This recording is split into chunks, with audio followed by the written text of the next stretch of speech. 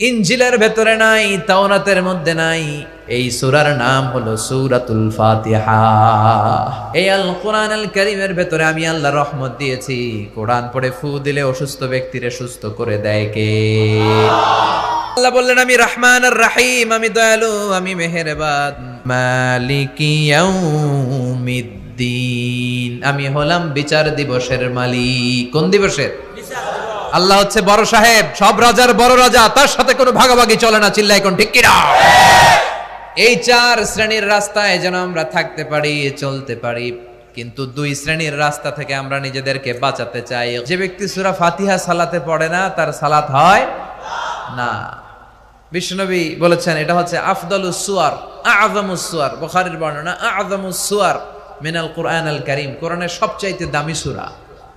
যে সূরা ছাড়া নামাজ হয় না, সূরাটার নাম সূরাতুল ফাতিহা। আউয়ালুস সুয়ার নাযালা কামিলান, কোরআনের সর্বপ্রথম যেই সূরাটা পূর্ণাঙ্গভাবে একসাথে নাজিল হয়েছে সেটার নাম হচ্ছে সূরাতুল ফাতিহা। এর আগে কোন সূরা পরিপূর্ণভাবে একসাথে নাজিল হয় নাই। 5 আয়াত, 2 আয়াত, 3 আয়াত, পরে বিশ্বনবী এগুলো মিলাই নিছে। সুবহানাল্লাহ পড়েন। আমরা কত সহজে কোরআন পেয়ে গেলাম। বিশ্বনবী যখন কোরআনের আয়াতগুলো আসতো, তিনি পড়তে পড়তে পড়তে পড়তে মুখ দিয়ে ফেনা তুলে ফেলতেন। আল্লাহ বললেন, লা তুহাররিক বিহি লিসানাকা লিতাআজালা বিহি ইন্না আলাইনা জামআহু ওয়া কুরআনা। ও নবী, কোরআন পড়ার জন্য এত পেরেশান হবেন না। জিবরাইল এসে যখন পড়ে যায়, আপনি সিম্পলি ওনার সাথে সাথে একবার পড়েন। এই কোরআনকে আপনার হৃদয়ে ঢুকায় দেওয়ার, হেফজ করায় দেওয়ার, আপনার সিনায় রেখে দেওয়ার দায়িত্ব কার? এরপর থেকে বিষ্ণু ইসলাম আর তাড়াহুড়ো করতেন না, সিম্পলি একবার পড়তেন, অটোমেটিক্যালি মুখস্থ হয়ে যেত। সুবহানাল্লাহ পড়েন। Introductory chapter of the holy Quran, কোরআনের প্রারম্ভিক চ্যাপ্টার, যে চ্যাপ্টার দিয়ে আল্লাহ এই কোরআনটাকে শুরু করেছেন। কোরআনে মোট চ্যাপ্টার কয়টা? 114টা। কোরআনটা খুললেই সর্বপ্রথম যে চ্যাপ্টারটা পড়ে, যে সূরাটা পড়ে, সূরাটার নাম সূরাতুল ফাতিহা। আবার বিষ্ণু বলেছেন এই সূরাতুল ফাতিহা হচ্ছে এই আল কোরআন আল কারীমের মা। পুরো কোরআনে আল্লাহ যা বলেছে সূরাতুল ফাতিহার 7 আয়াতের ভেতরে আল্লাহ সংক্ষেপে তা বলেছে। তার মানে পুরো কোরআনকে যদি আপনি সংক্ষিপ্ত করে দেন, সেটা সূরা ফাতিহা হয়ে যায়। আর সূরা ফাতিহাকে যদি আপনি ব্যাখ্যা করতে শুরু করেন, তাহলে পুরো কোরআন হয়ে যায়। আবার এই সূরার আরেকটা নাম হচ্ছে সূরাতুল ওয়াফিয়া, মানে অখণ্ড সূরা। এই সূরাকে খণ্ড খণ্ড করে পড়া যায় না। কোরআনের অন্য অনেক সূরাকে খণ্ড করে পড়া যায়। কেউ সূরা আর রহমানের প্রথম 10 আয়াত প্রথম রাকাতে পড়লো, তারপরের 10 আয়াত দ্বিতীয় রাকাতে পড়লো, কোনো সমস্যা আছে? নাই। কিন্তু কেউ যদি ফজরের 2 রাকাত নামাজের প্রথম রাকাতে সূরা ফাতিহার অর্ধেক পড়লো, দ্বিতীয় রাকাতে বাকি অর্ধেক পড়লো, তার নামাজ হবে? কারণ এটা পূর্ণাঙ্গ সূরা, অখণ্ড সূরা। এই সূরাকে খণ্ড খণ্ড করে পড়া যায় না, ভাগ করে পড়া যায় না। এটা পড়লে পুরোটাই পড়তে হয়। চিৎকার করে বলেন ঠিক কিনা? আবার এই সূরার আরেকটা নাম হচ্ছে সূরাতুদ দুআ।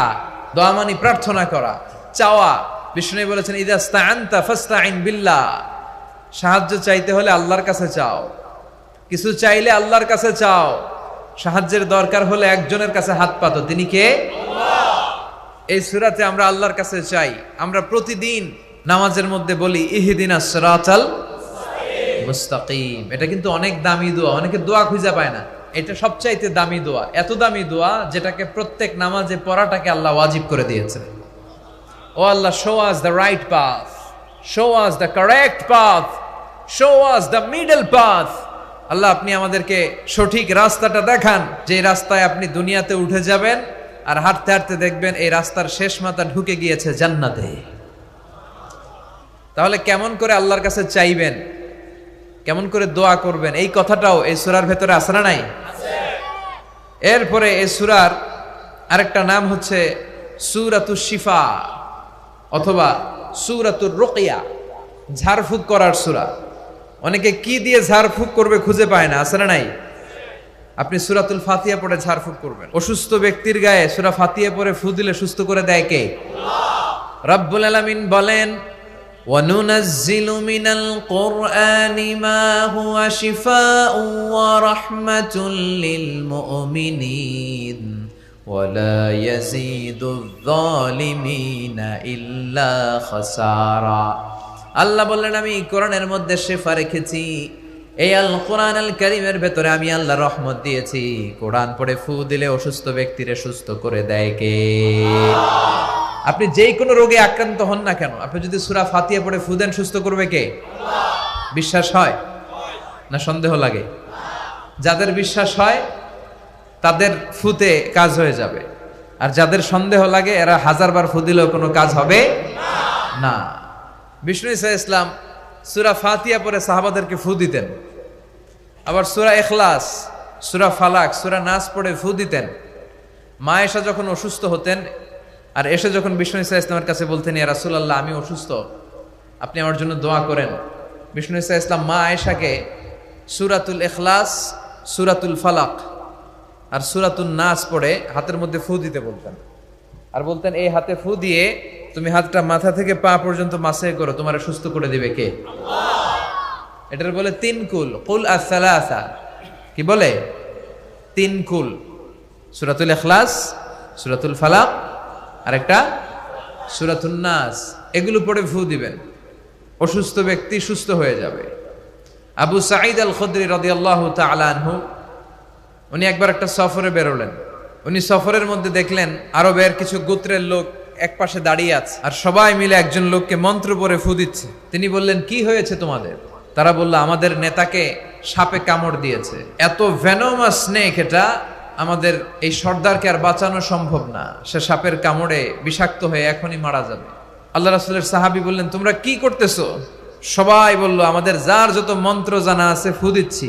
আল্লাহ রাসূলের সাহাবী বললেন, কোনো মন্ত্রতন্ত্রে কাজ হবে না, আমার কাছে এমন এক জিনিস জানা আছে যেটা পড়ে আমি ফু দিব, সুস্থ করে দিবে কে? আল্লাহ। আবু সাঈদ আল খুদরি রাদিয়াল্লাহু তাআলা আনহু গেলেন, সবাইকে সরিয়ে তিনি সূরা ফাতিহা পড়লেন। উনি এর আগে জীবনে কখনো রুকিয়া করে না, এই ঝাড়ফুঁক করে না, এই প্রথম অন টেস্ট। কি করতেছে?